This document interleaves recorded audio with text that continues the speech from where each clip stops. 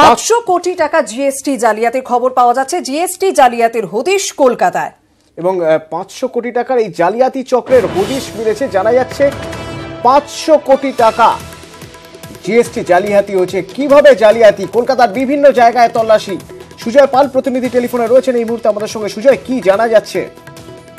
অতনু, দেখো, প্রায় 50 ঘন্টা পার হয়ে গিয়েছে, অর্থাৎ গতকাল থেকে সল্টলেক, লেকটাউন সহ কলকাতার একাধিক জায়গায় জিএসটি আধিকারিকরা তল্লাশি চালাচ্ছেন এবং তল্লাশি চালানো হয় মূলত ভুয়ো জিএসটি বা জিএসটি ফাঁকি দেওয়ার অভিযোগে একটি বেসরকারি সংস্থার বিভিন্ন দপ্তরে, যেটা জিএসটি সূত্রে খবর। প্রায় 500 কোটি টাকা, এখনো পর্যন্ত প্রায় 500 কোটি টাকা কর ফাঁকি দেওয়া বা জিএসটি ফাঁকি দেওয়া হয়েছে বলেই সেটা এখনো পর্যন্ত সূত্রের মারফত জানা গিয়েছে। এবং এই কোম্পানিগুলো থেকে বেশ কিছু ওয়ে বিলের মাধ্যমে জিএসটি ফাঁকি দেওয়া হতো, এমনটাই জানা গিয়েছে। এবং ভুয়ো ইনভয়েস তৈরি করা হতো বা ভুয়ো বিল তৈরি করে ওয়ে বিলের মাধ্যমে এই জালিয়াতি চক্র চলতো।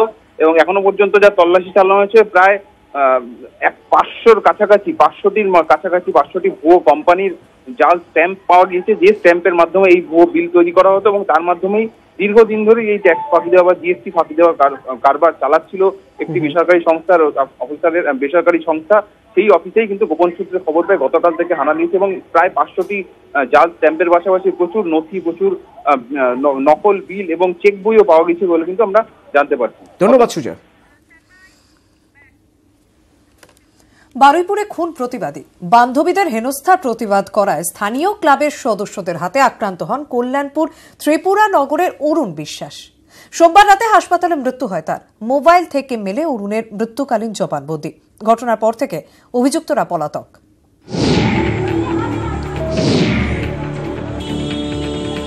এমআর বাঙ্গুর হাসপাতালে মারা গেলেন বারুইপুরের প্রতিবাদী যুবক অরুণ বিশ্বাস। বান্ধবীদের ক্লাবে আটকে রাখার প্রতিবাদ করেছিলেন অরুণ। তার ছেলেই মেরে তার হাত পা ভেঙে দেওয়া হয় বলে অভিযোগ।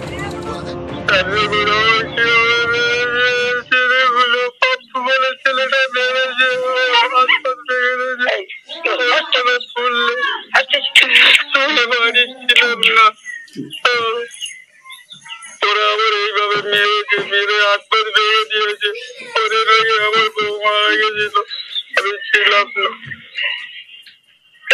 আমি হাত পা তুলতে পারছি না, আমার হাত পা ভেঙে দিয়েছে, আমার দুটো বাচ্চা আছে। তোমার খেয়ালি সঙ্গের মাঠের ক্লাবের যে কটা ছেলে আছে সবাই মিলে মেরেছে, 7-8 জন মিলে। 14 ফেব্রুয়ারি দুই বান্ধবীকে সঙ্গে নিয়ে অরুণ বিশ্বাসের বাড়িতে ঘুরতে এসেছিলেন তার বন্ধু। সে সময় বাড়িতে ছিলেন না অরুণ। অভিযোগ, তাদের বাড়িতে ঢুকতে বাধা দেয় কল্যাণপুর ত্রিপুরা নগর এলাকার খেয়ালি সংঘ নামের একটি ক্লাবের সদস্যরা। ওই যুবককে ছেড়ে দেওয়া হলেও দুই বান্ধবীকে ক্লাবের মধ্যে আটকে রাখা হয়।